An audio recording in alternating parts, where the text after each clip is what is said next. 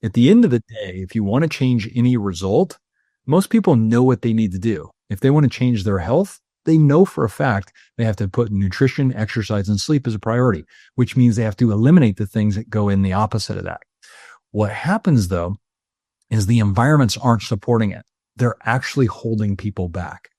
So the reason I said, hey, I've been giving this course away for next to nothing forever for everybody is because when we all understand this, we can actually begin to help each other change the environments instead of feeling like we're a victim to the environments.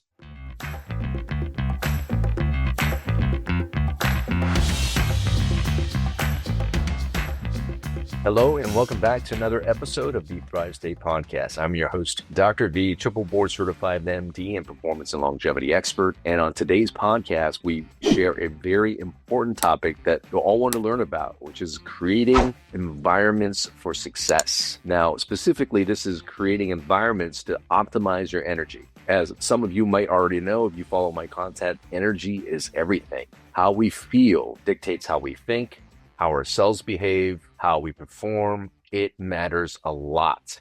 And one of the things that really optimize your energy is creating your environments to support your energy. And so on today's podcast, we actually talk about the different type of environments you got to be aware of to optimize your energy. And remember, when you optimize your energy, you optimize your mental and cognitive abilities.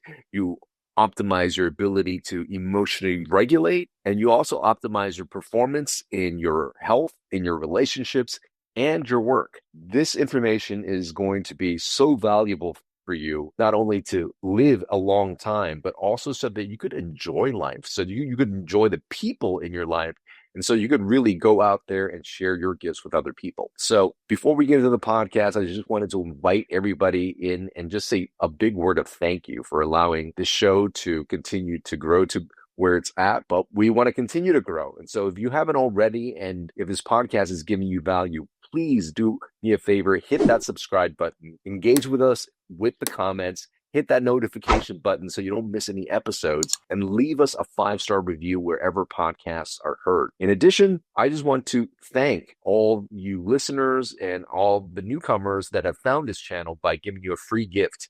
You can get free longevity and performance resources by going to thrivestatestarter.com, and you could actually reach out and pick my brain on health, on longevity, on relationships, on living your best life by interacting with the digital version of me. Get free access to the digital version of Dr. Kien by going to mythrivestate.com/biohack. Now, on today's interview, we actually interviewed Jim Bunch. He is someone that is a successful businessman and entrepreneur. He actually coaches leaders in businesses across a bunch of industries, and he gives us his insights on actually how to build successful leaders.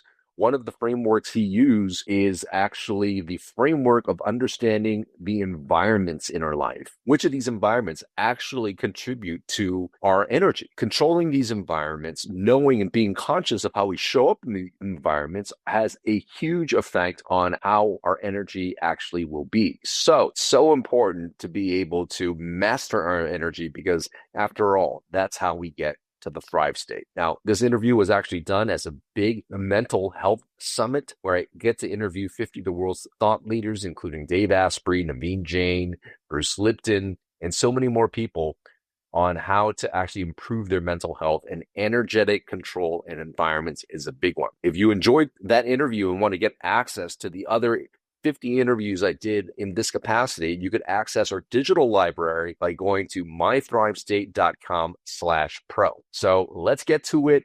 Please enjoy this conversation with myself and Jim Bunch.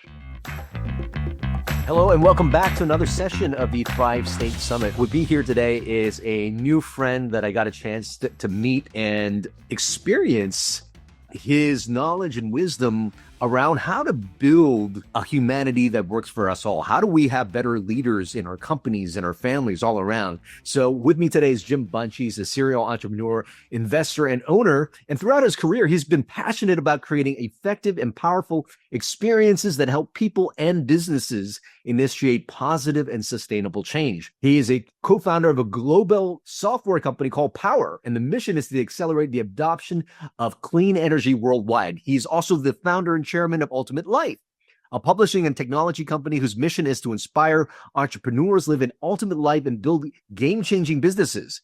The Ultimate Life app actually has been downloaded and shared in over 132 countries. He's also a chairman of the board of the U.S. Green Chamber of Commerce, which is focusing on helping businesses become sustainable by improving their triple bottom line, their profits, the planet, but most importantly, people. He's one of the most sought-after advisors and public speakers with over 25 years of professional speaking experience. He's a frequent guest on radio, TV shows, podcasts, and stages, and has given more than 1,000 presentations on business and in life, which is why I welcome his wisdom, his expertise with our summit here today. Welcome, Jim.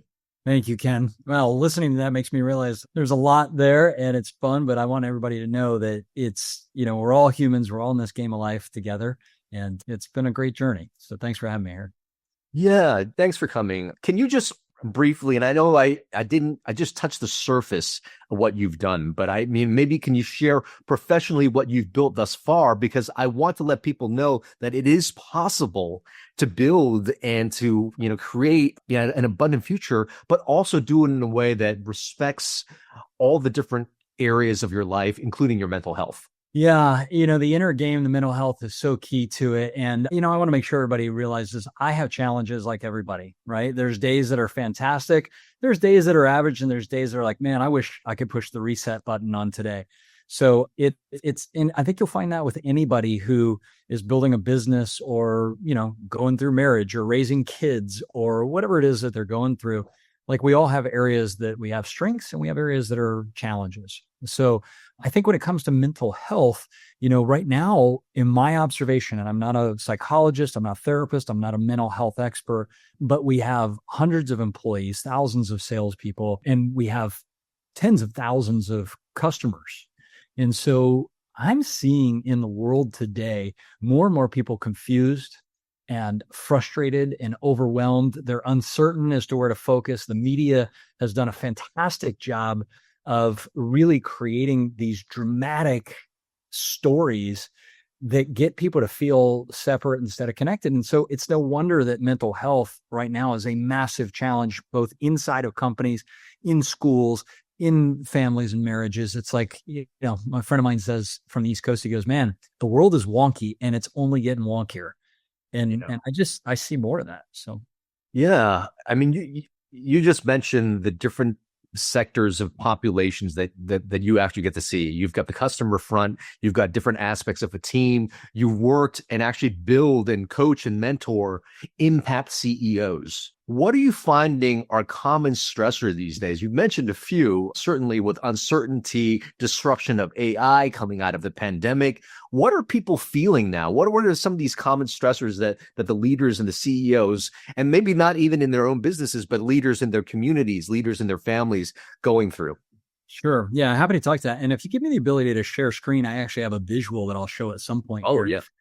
But let's define impact and impact CEOs for some people, because I think some people listening go, well, I'm not a CEO. I don't have hundreds or thousands or whatever employees and, dealing with this. So I'll talk about, what I see as the general public. And again, this is just my observations. If you're seeing the same thing, great. Then I'll talk about what I would call impact entrepreneurs. These are men and women who have started their own business. Some people call it a side hustle, whatever. Some people are more passionate about, solving a certain problem. And some are like, hey, I just need to make money. Right. So we see that whole entrepreneurial world, and some of those entrepreneurs, they grow up and they start hiring staff. They put in systems, they build companies, and those are what I call the impact CEOs. But specifically the impact side is the group of CEOs that I'm playing with. They've chosen certain things that they want to change in the world or in an industry. So for example, when we started the power company, the energy company, we knew that we wanted to disrupt the way the world does energy, meaning we want to move it from burning fossil fuels to clean energy. And so now, we've grown from 0 employees over the last few years to over 400 employees, 7,000 1099 salespeople that are out every day, kind of like a real estate agent, but they're selling clean energy and roofing and all this stuff, hundreds of partners, et cetera, et cetera. So when your company is at that level, and that's not even a large business, that's a small to medium sized business with a few hundred employees, that conversation is different than the startup person. But what's common about all of these is that you're still managing a life. And from a macro scale in the United States specifically, but you can look at this around the world, the wealthy are getting wealthier. They have more power than ever before. The middle class here in America is going away. More and more people are falling into the despair zone. And it seems like it's accelerating. And we've got the introduction of new technology that is either empowering people to do their jobs better and faster, or it's completely displacing them. And, we'll talk about AI in a little bit and how that's impacting and disrupting every area of business. I've been in business for over 30 years and I have seen the internet, right? Years ago, we brought the first 360-degree virtual tours in real estate to the world. We took that company public back in the 90s and grew it from 6 employees to 1,500 in a year. We did an IPO on NASDAQ and then an acquisition. And that technology disruption was my first time of seeing it at scale where you can disrupt the whole industry. Well, that's happening daily now. And it's disrupting not just industries, it's disrupting people's lives, and it's disrupting the way that they think and how they feel.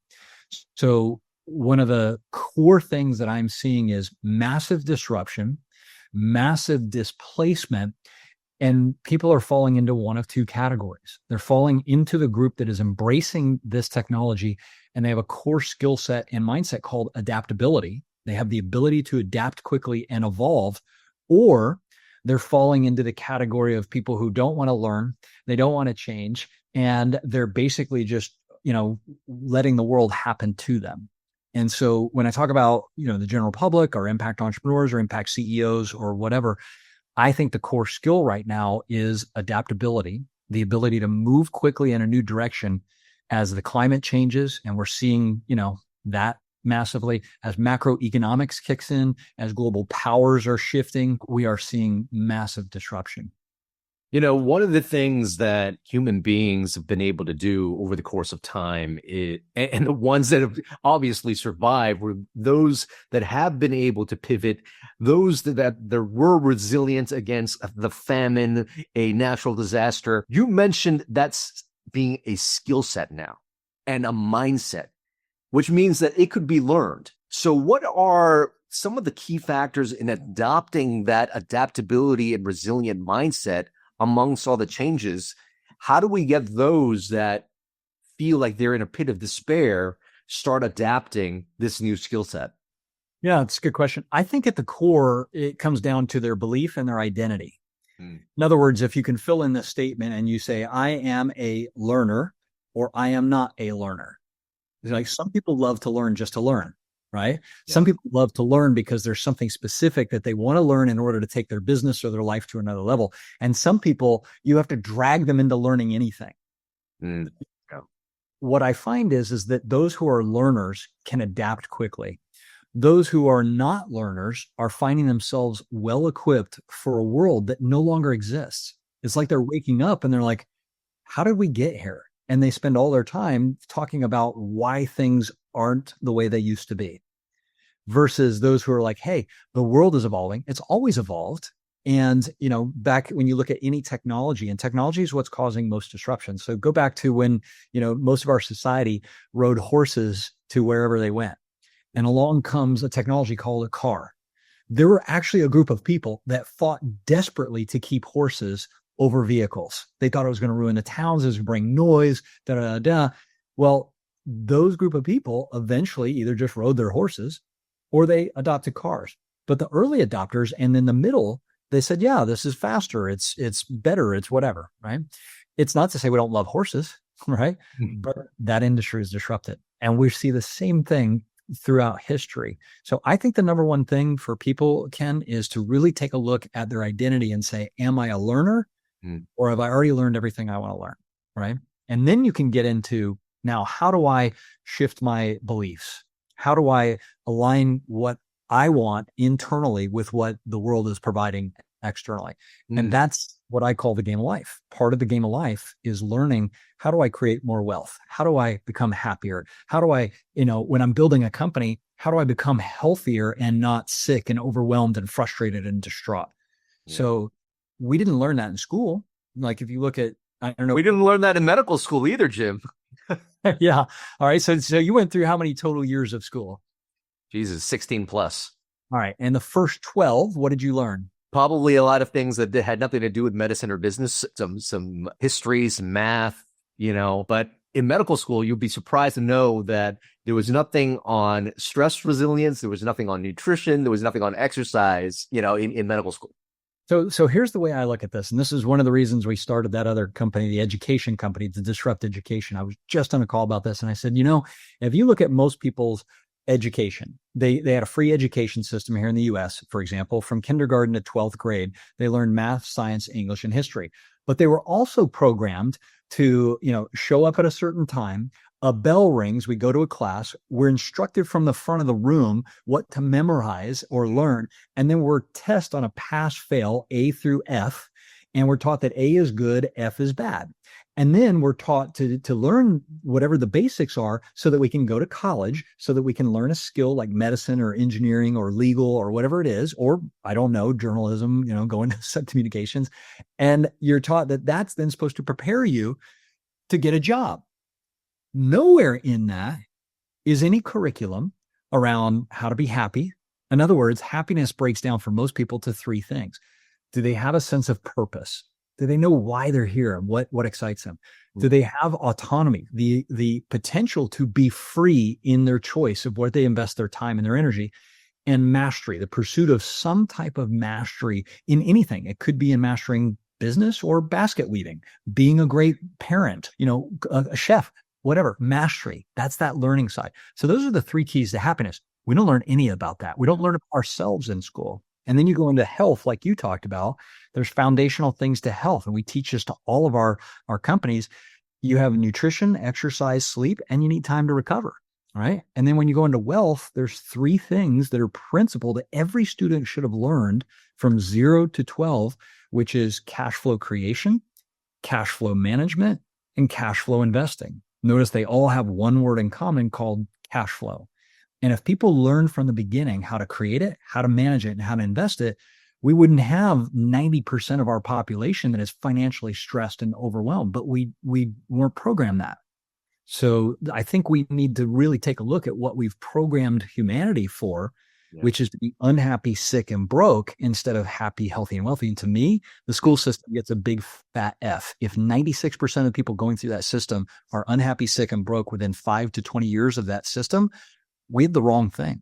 Yeah. Wow. As you were just saying this, and I have goosebumps because so much of the mental health that's happening today, I would probably say, is not only from a toxic school system, but from a toxic culture.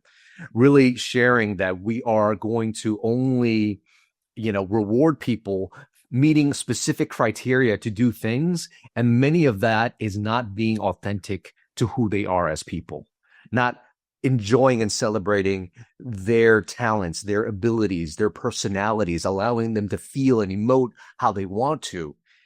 And then they build on armors and masks over themselves. What we're finding is that covering of your authentic natural vibration is what leads to the dis-ease that causes so many mental health issues. So I'm glad you brought that up. And it's not only happening in our schools, but in culture as a whole as well. Yeah. And I'm going to share a visual here because you talk specifically about one of the 9 environments, but let me build a master frame on this. So I was introduced to personal development many, many years ago, over 30 years ago. And I actually went to work with somebody by the name of Tony Robbins, which many people know. And I was one of 4 people that would be dropped into a city about 8 weeks before Tony would get there. And our job was to go into corporations and sell their people to come to a one-day event. Now I'm in my 20s, I'm young, I'm excited, but I don't know anything, right?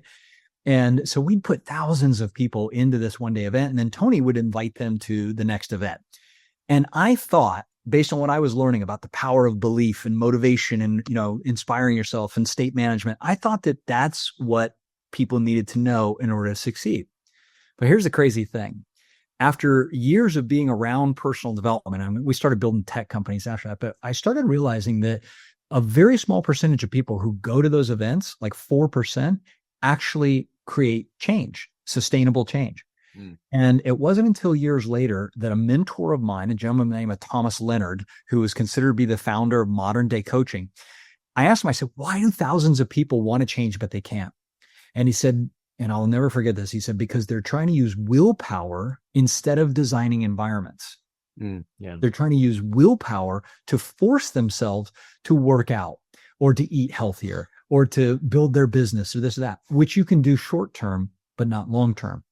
And he goes, your environments are working on you 24 hours a day, 7 days a week. And so when I learned this from him, and I'm going to share this screen, he shared with me at the time, there were 7 environments. He's passed, but now we teach this concept called 9 environments. And I teach this to every single person in every one of our companies, because if they start to understand how to design the right environments, like right now, people listening to you and I, we're just an environment to them. All the other experts that you're bringing on in the health space, they're an environment for them. And that environment is having an impact. But when you mention the people knowing who they are, what you're talking about is this thing right here called a self environment. And yourself, like you said, are your strengths, right? We all have these innate strengths, your gifts, your talents, your personality, all these things. And I know you've done this, but if the listeners, if you've ever taken a test like a Colby or a DISC or a values assessment, what they're doing is they're teaching you, who are you? And in my experience, if you know who you are, then you can design the right environments to help you succeed. But a lot of people go through the school system, no idea who they are. So they don't really understand what are my strengths, gifts, and talents, and how do I align my business or my job around that. So these 9 environments, it changed my life. Number one, key principle, and I'm just going to share 3 of them here. Number one, everything is an environment.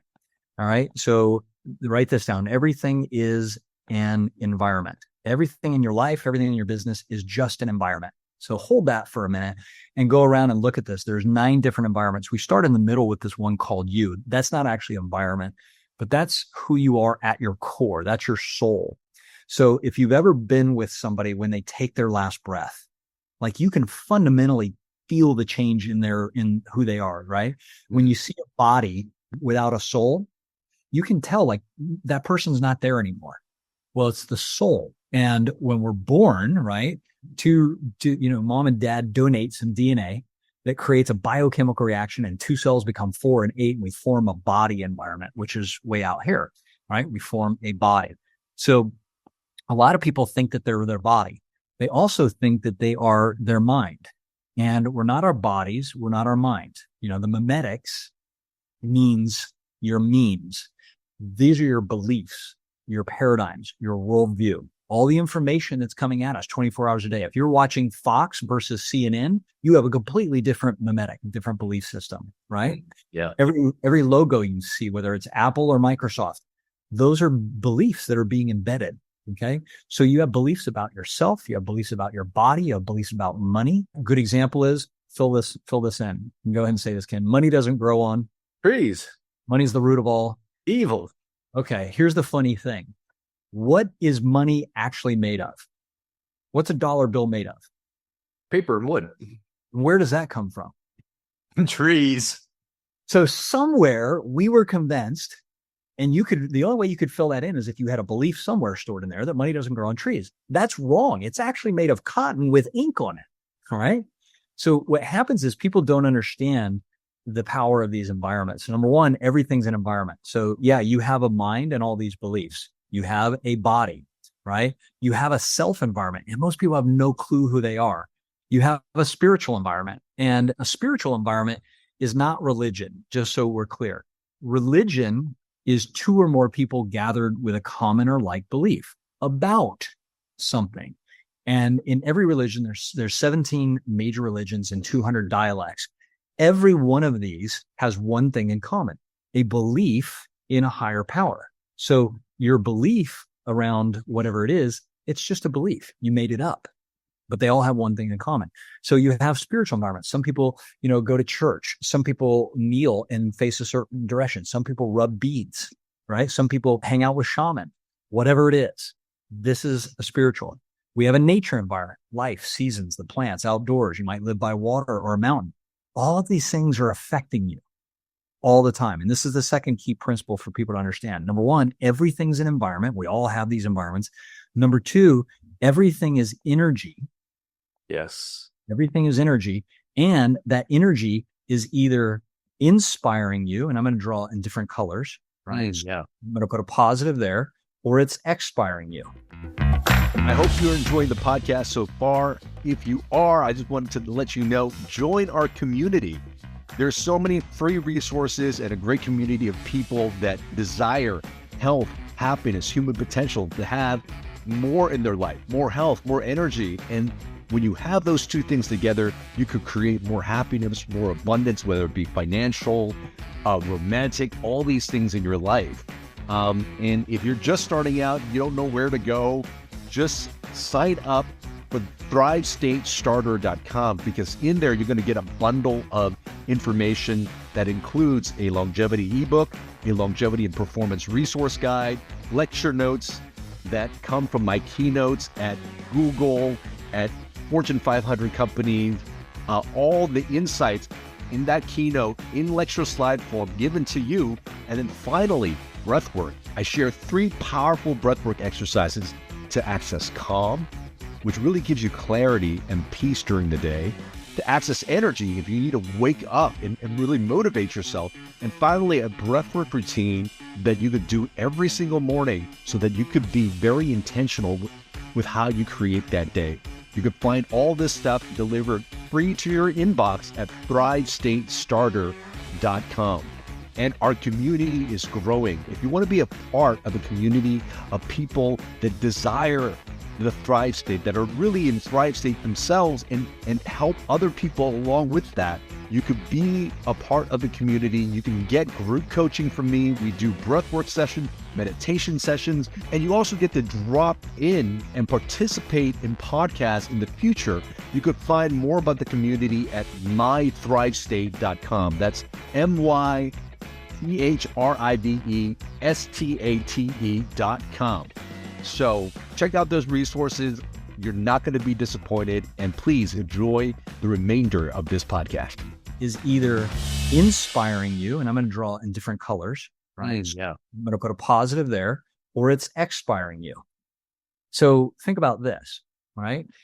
Have you ever walked into a room and immediately you were like, I don't want to be in here, right? You're feeling that vibration and that energy. That means that environment wasn't resonating with you.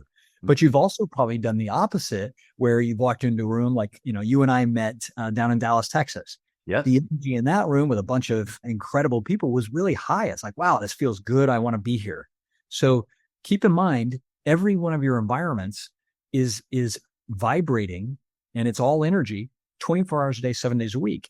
A company is made up of a few to tens of thousands to hundreds of thousands of people, and customers and vendors and partners and all this.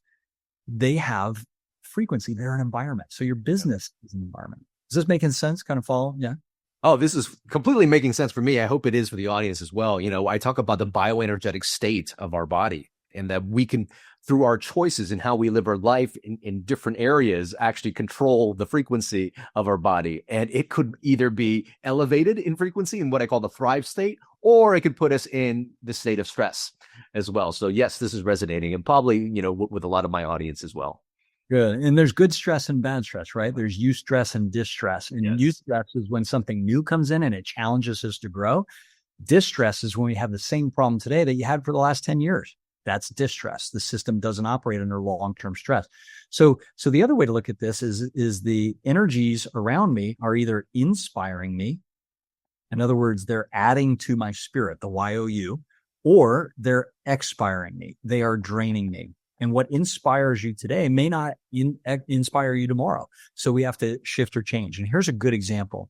The physical environment is our home, our office, our possessions, right? So I live on the beach here in San Diego, California. We have an incredible view. I'm a surfer. And so I sit right above some of my favorite surf spots. I can literally walk into the water within a couple of minutes. But I work out of my house too, even though we have an office just north of here, because I realize the environment is controlling the way I feel, think, and act. Right? It's always controlling that. So I'm very particular about the people I work with, the environment I'm in. Like to me, it's designed a certain way to achieve an outcome. But if you've ever walked into your office and it's got clutter or the equipment's broken or things are just off, it immediately distracts your mind. It lowers your frequency and it it prevents you from performing at your best. The same reason, like if you and I said we were going to get healthier, we wouldn't go to a bar to get healthier. We go to a gym or we go out in nature or wherever, right? So these environments, the other big key is that the environments are stronger than willpower, right? My desire to change is never going to be as strong long-term as the environments. So if I learn how to do life by design and I eliminate the things that drain me, and I start bringing in more and more inspiring environments, things that add energy, things that educate me, things that challenge me to take actions to move in a new direction, a higher level, I'm going to constantly evolve. But if I don't, then I'm going to continually be pulled back into my old patterns and old beliefs. It doesn't matter if it's in your financial environment, your network, which is your groups or clubs or associations you belong to, social networks, or your relationships. We all have these environments. And, I always encourage people, start on your health first, your vitality, your energy, because that's going to give you the energy to then improve your physical, your financial. The last one to work on is your relationships. Do not work there first. We could talk about that later, but you'll notice as you start to change these other ones, you have more energy, you have more frequency. This one's a little more complex because guess what? The other person has environments. And as you're entering theirs, and you start changing, it's automatically sending a ripple through here. So the final piece on this, number 4, is all the environments are connected. Yeah. And so when you improve one, right? If you improve one, it ripples through all of them. However, if you ever have something that happens where, let's say you have something very stressful, a bankruptcy, a medical challenge, a loved one dies, right? It immediately sends a ripple through the rest of the environments. And this is why it's so important when we're building companies to help people understand, we're going to deal with whatever challenges we do in the companies, the businesses, but most of the time it's people's inability to understand how to improve their life that ends up derailing their role in the business. And you have to learn nowadays how to do both. How do you live a great life, especially now that most people are remote and likely 30% will stay that way? How do you design your home, your office, your life to be aligned with your values, your strengths, your gifts, your talents, contribute to whatever vision, mission, and business you're building, but make sure that you're becoming happier, healthier, and wealthier in the process. So that's a long dissertation, but I think it's important for people to understand this is a core principle when people understand that everything's an environment, it's all energy. And if you shift those environments, you can change your life very quickly. That's a beautiful point. And I just got goosebumps as well, because as I talk about the bioenergetic state of the body, I say physical, mental, emotional, social, spiritual, those areas are all energetically connected too, and energetically connected to everything that you just said. So, you'll notice one night's of poor sleep will throw you off. You're not going to be able to think straight the next day. You're not going to have the energy to move. Where do you think your thoughts are that day and how you're feeling that day? Lousy. So they're all energetically connected. The more you could understand that and then start to become conscious of the things that elevate your energy, you'll have more empowerment on the things that you could actually do to change the energy in your life and then the outcomes of your life as well. 100%. And they're situational, right? Like right now, one of my environments has a challenge that's happening and it is affecting the other ones, right? So, you got to shift, you got to change, you got to alter. And it goes back to adaptability. Can you adapt and evolve in this time? Because things are getting faster, not slower. Everybody I talk to is like, man, it just seems like time is moving incredibly fast, not just because we're getting older. I'm 54 now, right? But things are moving faster in the world thanks to technologies like AI that are massively disrupting daily everything we do. One of the things I want to touch on now is, You've just given an overview of the 9 environments, and I can't wait for people to listen to the VIP bonus you're giving to all our VIP members, because it's awesome. But now that you just delivered this concept of the 9 environments, knowing now that one of the biggest stressors that we have is radical change in our environments, how does somebody with just the knowledge of these two things going on right now, and they're having a mental health challenge or whatever it might be, what are the unique first steps to adopt? Is it trying to adopt that mindset of being resilient and those skill sets? Where do people start? I'm a big believer of assess before you prescribe, right? The doctor's thing. So first thing is take a look at all 9 of the environments and simply rate them. You can do plus minus or 1 to 10.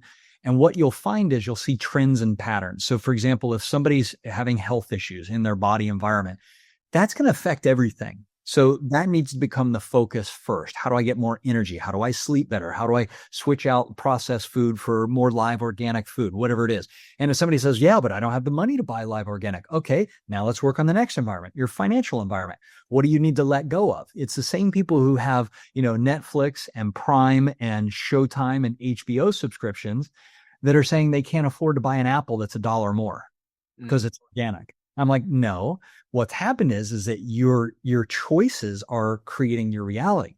So you start to look at the environments and assess and say, all right, what do I want to change first? And again, I encourage people to work on the body environment, their physical, meaning their home office possessions, because you can get you wouldn't believe how fast it is. Somebody goes into a closet that has clutter or clothes that they haven't worn in a while, and they just start eliminating the things that don't raise their energy, right? Anything that's not, like if it's not a heck yes, then it's a heck no. If you did that, you clear up space, and all of a sudden people get energy.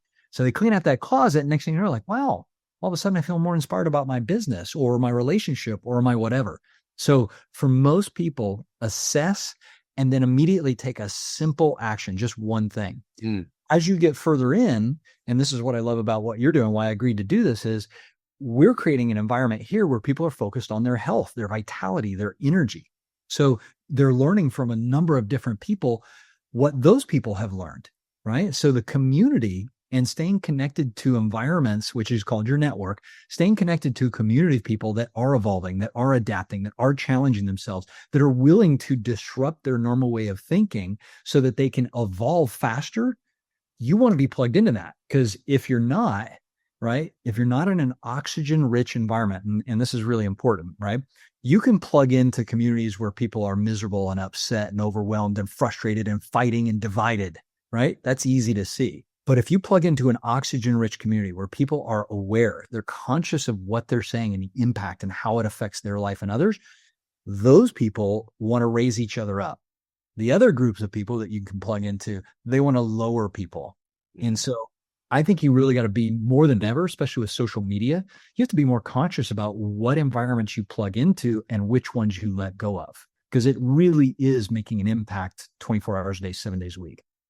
Yeah, what I could really say is, one, this concept of energetic sort of mastery and control is a lifetime process. I always find that I'm slowly elevating my different environments all throughout. But the question comes, and I know many people probably face the same thing, is it's great to know a certain thing, but be able to be persistent, consistent in the pursuit of mastering that thing is difficult. What are probably some ways to develop lasting change? How do we not know? I think, for many people to lose weight or to build muscle, things like that, there are recipes for that.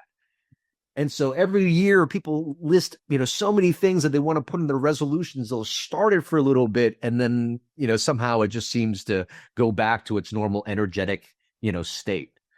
What would be a secret? And I know you worked with Tony, with this before in the past, but how do we create lasting change?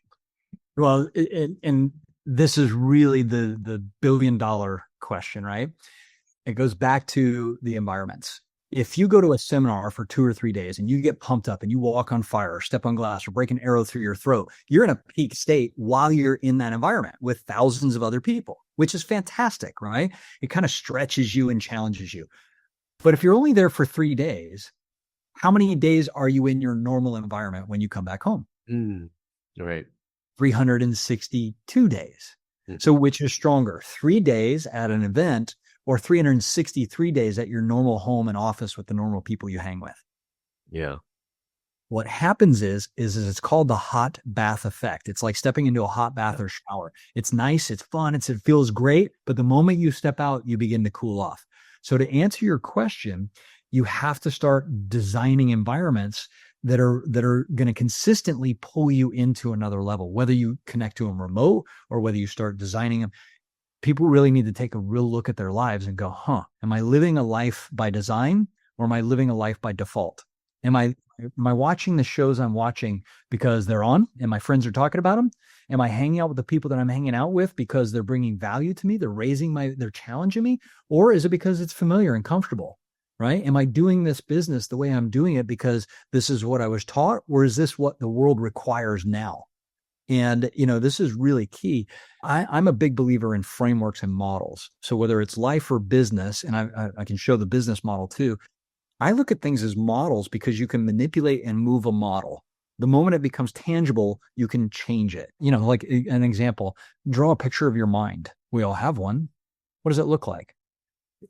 This mind is an activity. You can draw a brain, right?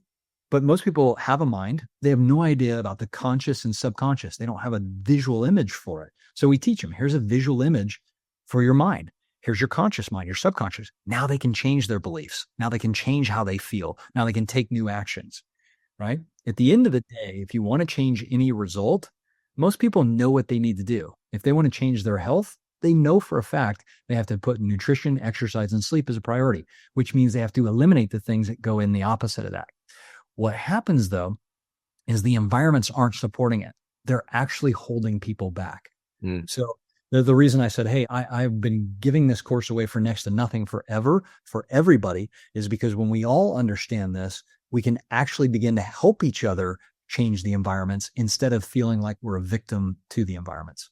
No, so good, Jim. And I know this next question, you're going to be, really have the skill set, the knowledge and the wisdom to be able to take this next question on, which is when we build these environments for ourselves, how then can we start to implement this energetic change or culture in our families, in our teams or organizations and communities?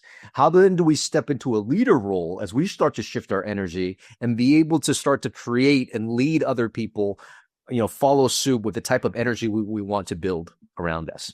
I think it's simple. It's what I call a CDA formula. Number one, get clear on what you actually want. Number two, make a decision. And number three, take one immediate action. So getting clear on what you want is a challenge for a lot of people because they have so much what they don't want, right? So you have to figure out, this is what I want. Number two, decision. A lot of people don't understand decision comes from the Latin root decise, which means to cut off the other options. So when you decide that you're going to have health, that means you're also saying no to other things. When you decide that you're going to have great finances or relationships, you have to say no to the things that are in antithesis to that. And that's what's hard for people. So once you make the decision, it's easy. So it's the pre-decision part that there's precision, incision, and decision. Precision means to cut before. Incision, as you know, means to cut into something. Decision means to cut away. So people need to say no to the things that are lowering their vibration or frequency. And that's hard for a lot of people, right? That's why when people do challenges, for example, right, they might do a 9-week challenge or 90-day challenge or 75-day or whatever it is. Part of those challenges say yes to this, but say no to the alcohol, say no to the TV, say no to the negative people, say no to the things that are lowering your frequency. And people say, oh, it's my comfort zone. No, I don't believe in a comfort zone. I believe in a familiar zone. I think most people are familiar with how to do life the way they have been, but they're extremely uncomfortable in a familiar zone. So be willing to disturb or disrupt yourself for a short period of time so you can have what you want in your life. So get clear on what you want, make a decision. And then the third key is take a tiny action. Most people are like, oh, I'm going to go change everything. Absolutely not. You want to do a tiny action over and over again. And the reason is there's a part of our mind that when we start making change, let's say you haven't worked out in forever, and all of a sudden, New Year's comes along and you're doing great. It's 3-4 weeks in, you're crushing it. You're eating right. You're working out, this, that. I promise you within 3 to 4 weeks, your subconscious mind is going to send up 5 signals. These are called the 5 hindrances. And what these signals are is when your old patterns begin to be overwritten by new ones. So you haven't worked out, now you're working out every day. You've been eating like crap, now you're eating healthy foods. Your subconscious lets it go until it gets to a point where there's real change about to happen. You've been doing it the wrong way for 30 years. Now you're going to do it the right way. Your subconscious mind sends up a warning signal, almost like a flash on a car, right? A warning signal that says, hey, warning, warning, warning, something's changing. What people do is they misinterpret that. What the subconscious will send up, number 1, doubt, number 2, fear, number 3, anxiety, number 4, ill will, or number 5, anger. So we get this emotional response, and all of a sudden, I don't want to work out today, or I'm tired of somebody telling me what I should do, or what. So what that is that's a signal that, hey, you've got a new habit we're installing. You haven't been doing this for years. Are you sure you want to make this change? But that's not how people perceive it. They go, oh, well, I don't feel like working out today. It doesn't matter what you feel like. You've committed to working out. You committed to growing your business. You committed to improving your life. It doesn't matter what I feel like. I've made the decision, and I know the moment I start working out, I'm going to feel better. So do the thing and you'll have the energy to do the thing. But the key is tiny little actions over time. And then when that breakdown or breakthrough phase happens, when the subconscious sends up that mind, step back, or with the help of a coach, a mentor, a guide, look at that and go, I'm actually changing. I'm evolving. I'm disrupting myself to create what I want in my life.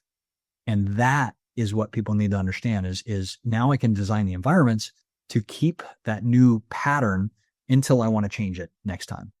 Oh, so good. Last question we have for you, and it's really the question that I know a lot of leaders struggle with, which is, how do I release control and how do I delegate the tasks that I have to other people? Yeah, and good question. So I'm going to show screen in a sec, but I'm going to answer the first part of that question is, how do I release control? First off, you can make a choice. You can have control or you can have freedom, but you can't have both. So you decide, because most people don't really know what freedom is. They think freedom is I've controlled enough of everybody that I'm now free. That is not freedom. Okay. So I think you got to really take a deep look at yourself and ask yourself, am I truly looking to be free? And then I talk about something called 4 freedoms. And I learned this from looking at thousands of people's lives through our businesses. And I realized that there's 4 freedoms. There's time freedom, which doesn't mean you're sitting on a beach doing nothing. That may be part of it, but it means you're actually at choice with where you invest your time. Then there's location freedom. A lot of people who got, sent home from office to their home, they got some location freedom and they tasted it and they're like, ooh, I like this. They didn't know how to deal with it at first because they got kids at home and spouses and maybe their environment wasn't set up, but they're like, ooh, I can do this from a laptop. The third piece is financial freedom. And financial freedom is your passive income from whatever it is. Might be real estate, a business, an annuity, whatever, passive income is greater than your monthly expense. Might be $5,000, $10,000, $100,000 a month, depends on your expenses. But that changes people's psychology, right? So time, location, financial. And then the fourth one, and this is the one that takes some time for people. This is like that lifelong journey, is called inner freedom. And that's mental, emotional, and spiritual freedom. So, if people have been doing life a certain way for years, they need to learn, this is what the freedoms are. Here's how I've designed my life to either be free or not be free. And does that help? Yeah, that certainly helps there. And then you're going to show something on delegation. Yeah. So when I'm looking at delegating, again, this is why I'm such a big fan of models. And, so you can look at your life and your business. And this is the way I look at it. And if you own multiple businesses, you'll look at this wheel over here on the right. And this is how I look at and design companies, because guess what? A company is just an environment. And when you have multiple companies, you have multiple environments and they all do different things. So when I look at business, for example, just to zoom in on this, and again, we have multiple businesses, and I'm going to draw a line here. Oops, I don't want a red one. I want to do it consciously, right? So there's a connection point between this business and the financial environment, right? So when I look at a business, I always start and I go, what are the core values? If this was a living, breathing entity, what does this business value the most? Number two, what is the mission it's on? Like we're on a mission in Powur to accelerate the adoption of clean energy worldwide. So we rally people around that every decision we make. With Ultimate Life Technologies, we're disrupting education. We want to see a world where people learn how to be happier, healthier, and wealthier as the core curriculum. So what's the mission? Then the vision is, what do you see in the future, right? What are all the things you see? And that can be the products and services that you monetize that solve the problem you're trying to solve. It could be like Walt Disney was a classic one, right? He saw movies, he saw characters, he saw theme parks, he saw all these things.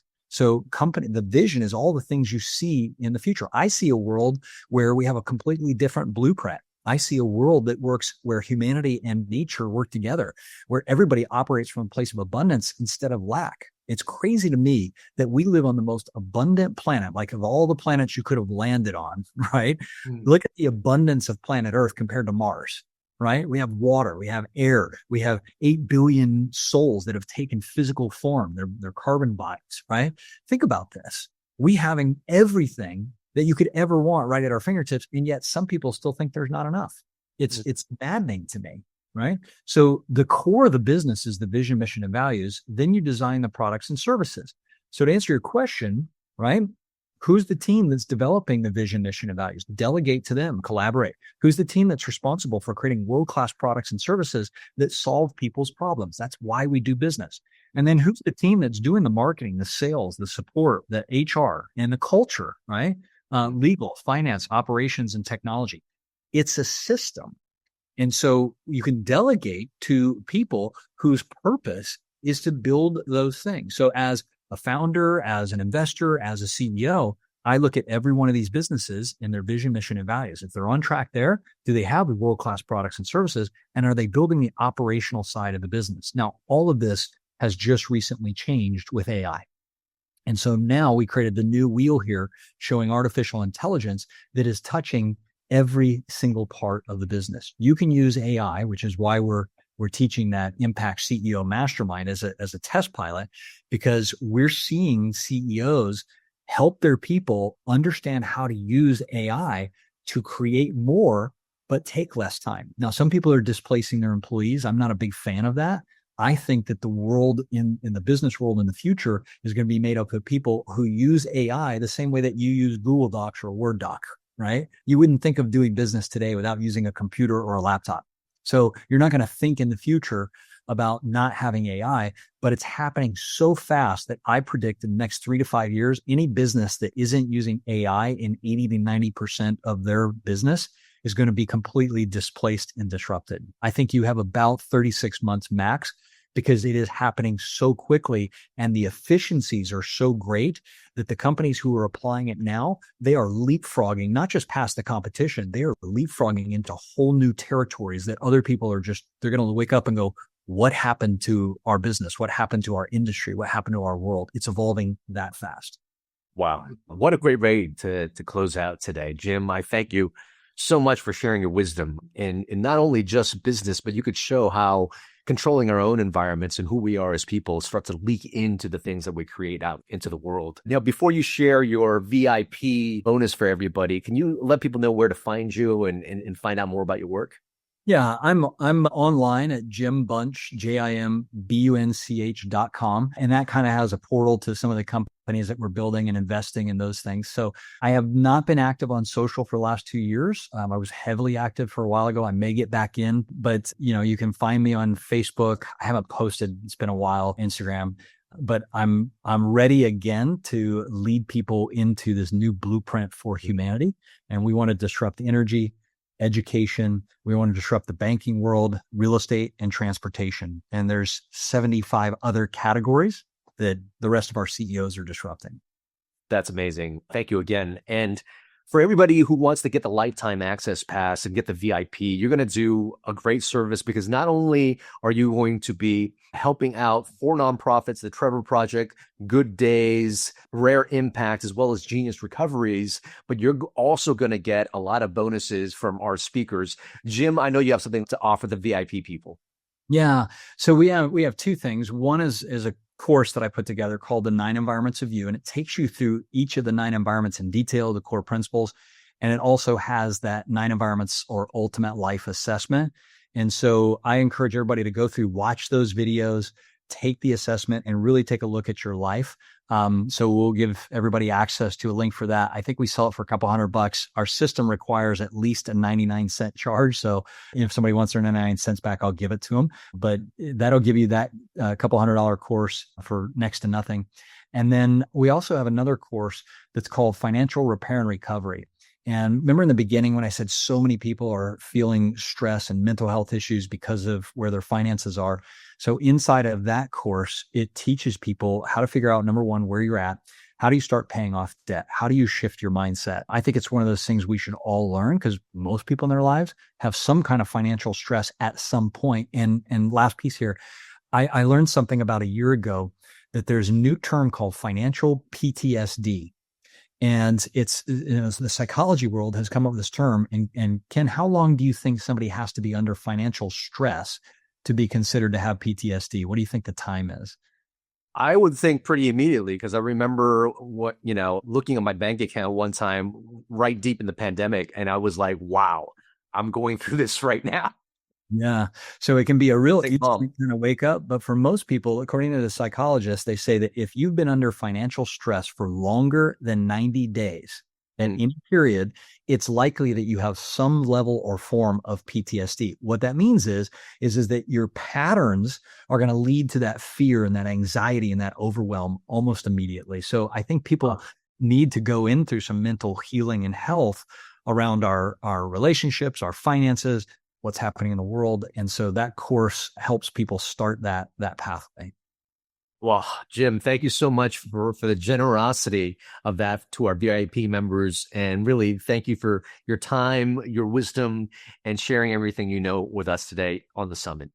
Thank you, Ken. It's a pleasure to be here. And thank you for doing what you're doing. You're making an impact that you may see some of the results, but I know that you're going to touch people that touch people that touch people. And we need more of that in the world. So thank you. I hope you enjoy that episode of the Thrive State podcast. And if you're finding that this content is really helping you and your family members, please consider supporting our mission and our cause of elevating health, happiness, and human potential for people all over the world.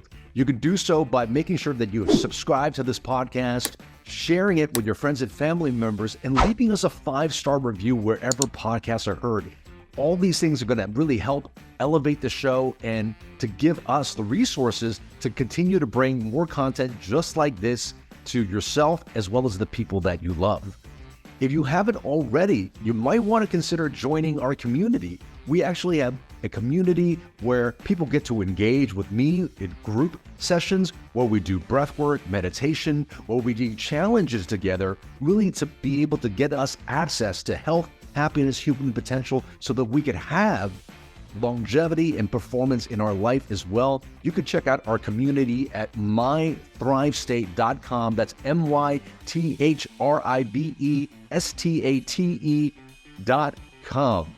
And if you haven't already, pick up a copy of my book, Thrive State. It really gives you all the tools, the pillars that you need to create a blueprint to control the energetics of your life. Who are you? How do you show up in the world? The choices that you consistently make create an energy in your body, and you can control this. And when you can control that, you also control the messages you give to your DNA that gives you access, again, to optimal health, longevity, and peak performance. And let me also just share a free gift to you. If you haven't already, please pick up my longevity and performance bundle where I share lecture notes, ebooks, breathwork exercises, and longevity and performance resources at thrivestatestarter.com. Thank you so much for being a part of this community. Thank you for helping us grow. Remember always, my friends, that you are your best medicine.